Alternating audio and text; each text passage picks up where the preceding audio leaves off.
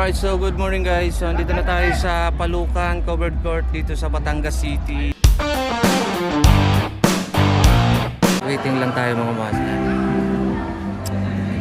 So may video kaya doon, baka pwedeng kumanta.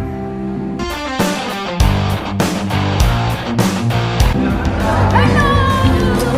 Hi, thank you! Yan. Di ba kasama si Madam? Ito, siya. So shoutout kay Francis Motor. Hello po! Ayan, shoutout po sa inyong lahat. Picture tayo. Dahil siya, picture tayo.